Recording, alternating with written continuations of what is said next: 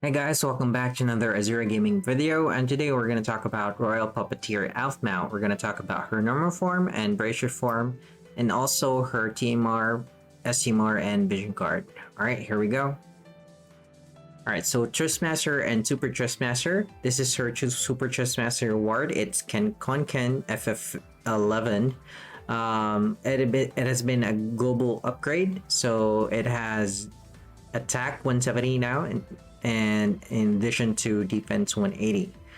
It actually also has a passive 50% defense CDH when a single weapon is equipped in one or both hands. So it has the highest defense among all the fists in the game. It's also the only fist that gives 50% defense CDH. Best weapon for Aphmau and quite possibly 𝐾𝐈𝐍𝐻.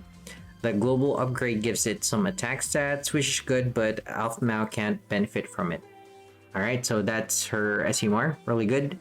Defense-oriented fist. And also you can equip this on your damage healer. If you have damage healer that can equip fists, they can also gain a bit of bulk by equipping this one.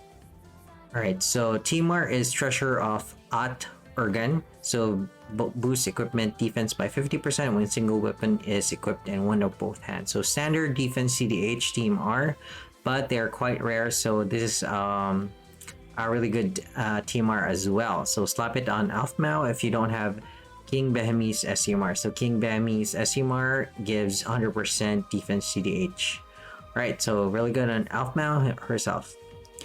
Alright, here is her vision card. It's called the Ragnarok, so it gives 800 HP and 80 defense at level 10. At level 4 and 7, it gives 40% defense when equipped with fists, and at level 10, it gives further 50% more equipment defense or defense CDH. Alright, so this is a strictly better defense CDH vision card compared to 𝐾𝐈𝐍𝐻's vision card. It has unconditional defense CDH. And 40% defense when equipped with fists. So the level 10 ability is also not restricted to any type of unit, so any unit can benefit from the defense CDH. Best vision card for Aphmau and 𝐾𝐈𝐍𝐻 if not equipping his sword. So if you're equipping Aphmau's STMR on 𝐾𝐈𝐍𝐻, this will be the perfect vision card for him. This video is sponsored by Amazon Coins. Get 10,000 Amazon Coins for $80 instead of $100. That's a savings of 20%. You can use the Amazon Coins to buy Lapis for FFBE. I place a link in the description below. Check it out after you watch the video. Okay, next is normal form. Normal form, Aphmau is mainly a debuffer in normal form. Her most notable skills include a single target 135 Earth in parallel and a single target perfect dispel. She can also do defense scaling physical damage with Chaos Wave Awakened chains. That's really weird chains for a physical damage healer. Imbue Earth element to herself. Imperil Earth resistance by 120 to one enemy. Debuff all stats by 83 to one enemy, and also triple cast all of her abilities. Alright, so before I forget, all her skills here are based on her JP version. Not sure if her skills got a global upgrade, but I'm gonna post a comment on the video if she does. But it's looking like it's only her STMR that got an upgrade.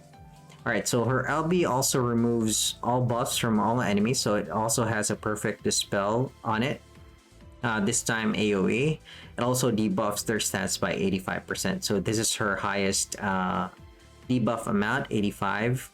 It also imperils them to all elements by 100% for 4 turns, so similar to NBA Kryla. It also does defense scaling physical damage at the end. So physical damage will be at the end after all the imperils and debuffs. So this does 6 hits, 99 LB Crest at level 1 and 60 at max level. Alright, so normal form passives. Aphmau is the first unit that can preemptively debuff all stats by 70% to all enemies. Her auto attack also does the same thing, except it is single target. Also Chaos Wave Awakened chain. So before we talk about her rest of her passives, she can break or debuff stats all the enemies by 70% preemptively. So even before the battle starts, the enemies will be debuffed if they can be debuffed. So she's the only unit that can do that right now. So if you're looking for a unit that can do that, you should pull for Aphmau. So she has defense CDH of 200%, but you need to equip her STMR or TMR. I'm not sure if the vision card procs that. She has 60% all stats passive, and except her defense, it has 140% more if you're equipped with a fist. She doesn't have a chain cap modifier and no dual wield, innate dual wield. She does have 150% LB damage if you want to go with that route. And she is 100% confused resistant, 30% earth and fire resist. She does have some killers, 100% physical and magic human killer, 200% physical insect killer. So she also has 7% MP refresh, 3 auto LB, 30% physical evade, and 50% passive provoke. So you can actually just slap on Moogle Charm on her and she will have 100% provoke. She also has physical evade, so if you can build her as a passive evade tank, you can do so. She can also debuff on top of that, and she can also cover on her Brazier form. Alright, so she can only equip fists, which is kind of weird. I think that's lore wise. Alright, so her STMR is the best for her. She can equip all types of armor, by the way, and doesn't have any magic affinity. Okay, so Brazier form. Aphmau turns into a physical tank in Brazier form. Notably, she can imperil fire resistance by 135 to one enemy, and mitigate damage taken against machines. She can also buff her own defense by 250 and increase defense break resistance by 100%, cover physical attacks 100% of the time and mitigate damage 65% to 85%, imbue herself with fire element, deal defense scaling damage to one enemy, and also provoke and mitigates damage by 75%. It has AOMOE chains, so that can be triple castered if you want. Also mitigate general damage by 50%, physical damage by 50%, and magic damage by 30% to all allies for turn cooldown. So that's a skill that casts all of the mitigations in one skill. And she still has triple cast in this form. Her LB does defense scaling damage again to one enemy this time, while buffing wind and ice resistance by 100%. So full wind and ice resistance. And also mitigates damage, physical and magic taken against machines by 75% for all allies. That's her LB. So in Brazier form, she's a cover tank, physical. She can also perform well against machine enemies. So bring her if you're fighting a machine enemy. One thing to note here is that Aphmau loses her preemptive debuff. So no more preemptive debuffs on Brazier form, but she does gain preemptive physical cover. So again, she's the only unit that can do that. The second one will be NVA Sieghart when he comes to global. He can do the preemptive cover as well, physical. So her auto attack does single target defense killing physical damage. It also buffs her defense by 200% and puts up a physical cover. Also AOMOE chain. So everything else is the same. Similar passives in her Brazier form. So if you want to break, start the battle in her normal form. If you want preemptive cover, start the battle in her Brazier form. Alright, so should you pull for Aphmau? So Aphmau definitely fills a niche with her preemptive debuffs and physical cover. The only unit that can do that in the game.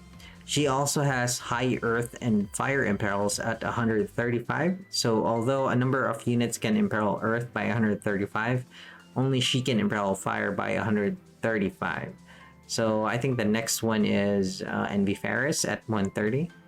Although she can easily be built for passive provoking, like I mentioned before, just a Moogle Charm, and she is passive provoking.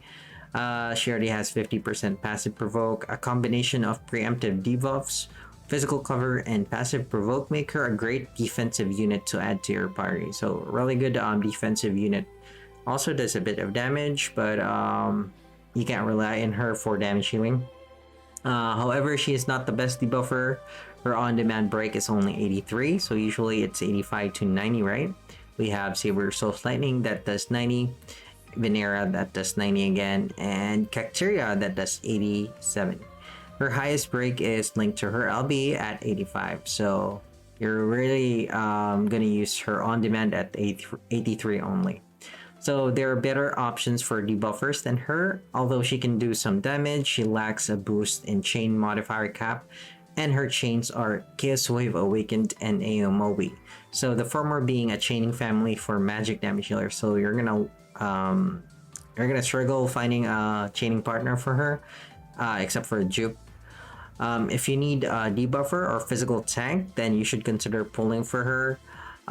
For your newcomer or beginner, she could be really useful in older PvE content trials that have preemptive mechanics, so you don't have to really find the resist gear anymore or gear for preemptive attacks. You can just bring her to the fight. She will auto debuff or auto cover at the start of the turn.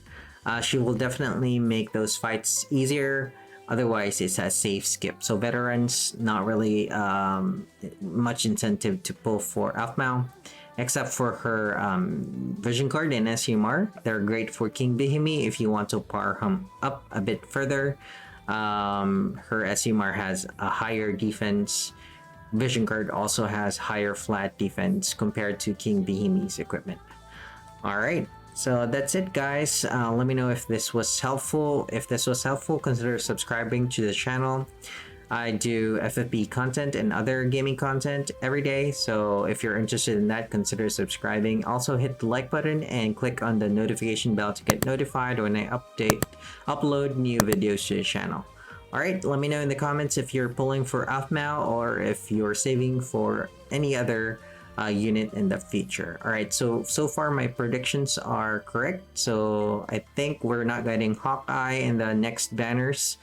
Maybe we're gonna get NV Charlotte or NV Vlad, or also FF7 remake. Alright guys, thanks for watching. I'll see you again in the next video. Bye bye.